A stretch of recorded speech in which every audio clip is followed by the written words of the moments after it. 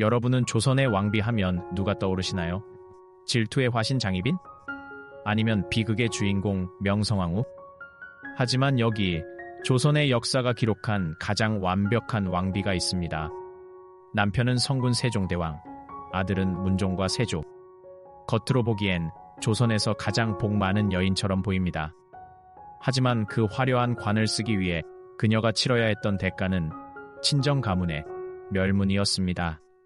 시아버지가 친정아버지를 죽이고 어머니를 노비로 만들었을 때 그녀는 고작 25이었습니다. 오늘 다시 만난 한국사에서는 세종의 위대한 유산 뒤에 숨겨진 여인, 소헌왕후의 삶을 깊숙이 들여다봅니다. 1395년 당대 최고의 명문가인 청송 심씨 가문에서 시몬의 딸로 태어난 그녀는 영특하고 온화하기로 정평이 나 있었습니다. 그리고 1408년 태종의 셋째 아들 충녕대군과 혼인을 합니다. 당시 충녕은 왕이 될 제목이라기보다 그저 책만 읽는 셋째 아들이었습니다. 심씨는 그런 남편을 지극정성으로 보필하며 내조의 여왕으로 불렸죠. 하지만 평화는 오래가지 않았습니다. 셋째였던 남편이 갑자기 조선의 국본 세자가 된 것입니다. 1418년 양녕대군이 폐위되고 충녕대군이 세자가 되자 심씨 역시 세자빈이 됩니다. 그리고 불과 2달 뒤 태종이 양위를 선언하면서 그녀는 왕비의 자리에 오릅니다. 하지만 이것은 축복이 아닌 저주의 시작이었습니다. 태종 이방원이 누구입니까? 왕권을 위해서라면 형제도 스승도 처가도 가차없이 쳐냈던 인물입니다. 그는 이미 자신의 처가인 민씨 가문을 도륙낸 전적이 있었죠. 이제 그의 칼끝은 새로운 왕비의 가문, 소헌왕후의 친정인 청송 심씨를 향합니다. 태종은 영의정이었던 소헌왕후의 아버지 시몬이 명나라 사신으로 떠나는 길에 수많은 사람이 몰려들자 이를 왕권에 대한 도전으로 간주합니다. 이른바 강상인의 옥사에 시몬을 엮어버린 것이죠. 명나라에서 귀국하던 시몬은 영문도 모른 채 압록강에서 체포됩니다.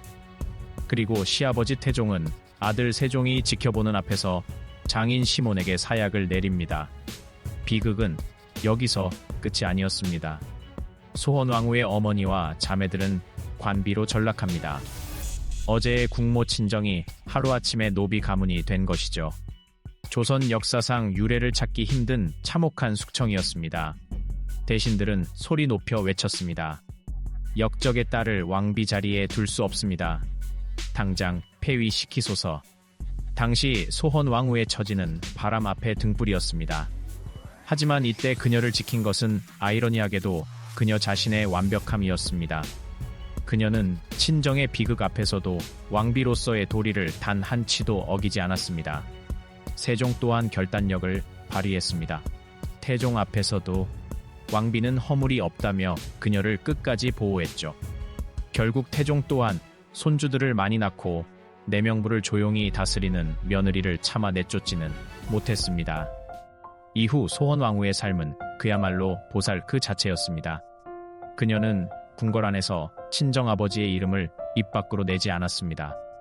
어머니가 노비로 살고 있다는 사실을 알면서도 왕비로서 품위를 유지하며 시아버지를 모셔야 했습니다.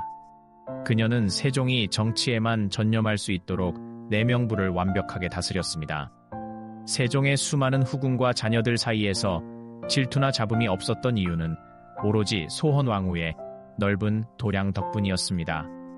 훗날 세종이 훈민정음을 창제하고 수많은 과학적 업적을 남길 수 있었던 바탕에는 이 지옥 같은 고통을 묵묵히 견뎌낸 아내의 헌신이 있었습니다. 1446년 수많은 병마와 싸우던 소헌왕후는 52세의 나이로 파란만장한 생을 마감합니다. 세종은 그녀의 죽음 앞에 무너져 내렸습니다. 세종은 그녀를 위해 수양대군에게 명예석보상절을 짓게 하고 직접 어린 천강지곡을 지어 그녀의 넋을 기렸습니다. 조선 최고의 지성이 바칠 수 있는 가장 위대한 영가였죠. 또한 세종은 죽어서도 그녀와 함께 있고 싶어 했습니다. 조선 왕릉 중 최초로 부부를 한 봉분에 합장한 영릉이 바로 그 증거입니다. 소헌왕후 심씨. 그녀는 가문이 멸문당하는 고통 속에서도 원망보다는 책임을, 슬픔보다는 인내를 선택했습니다. 그녀의 보살 같은 마음이 없었다면 우리가 아는 성군 세종의 시대는 존재하지 않았을지도 모릅니다.